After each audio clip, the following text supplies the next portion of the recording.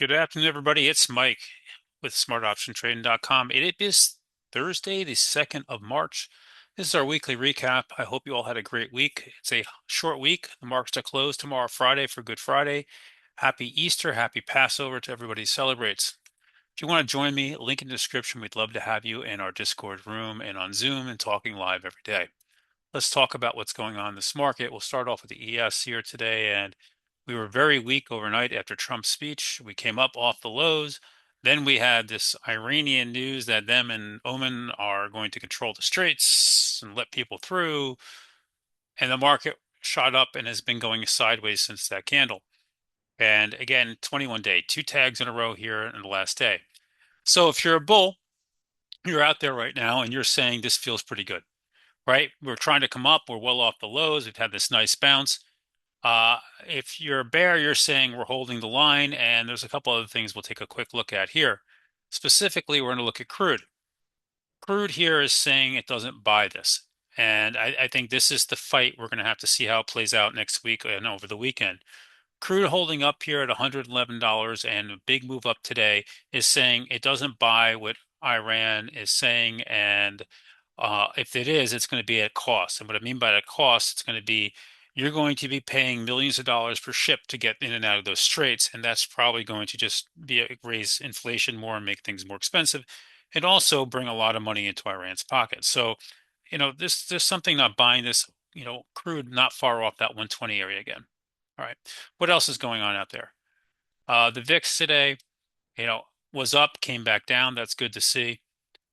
The S&P 500 also just shy of the 21-day. You can see it's sitting there. The 200 days, your next big level. If we pop, if we cannot hold, we'll see. It's a lot of talk. It's Easter weekend. It's a long weekend.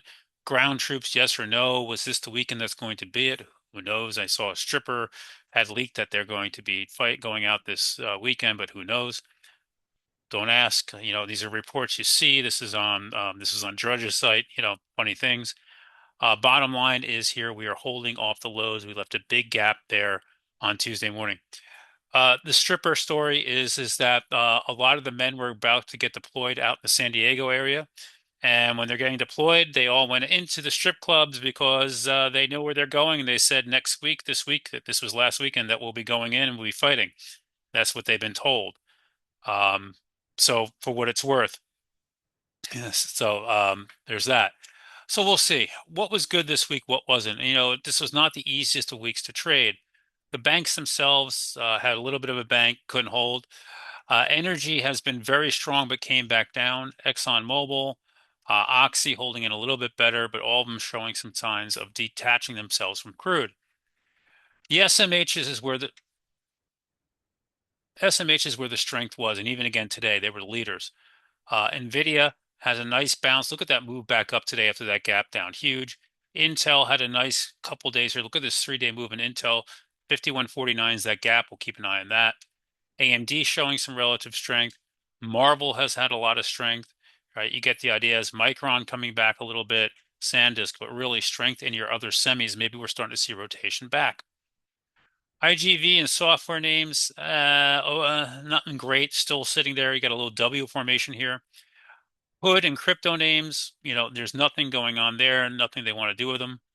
Walmart, Costco up a little bit today, nothing big. Um, XBI, I think. Biotech, they're holding in, but no real power here on any of these names. They're just kind of hanging out there. When we look around at big cap tech, Microsoft, nice little move here. Most of this just came just now. Amazon, despite their data centers getting hit multiple times in the Middle East area, is up. Tesla had bad delivery numbers today.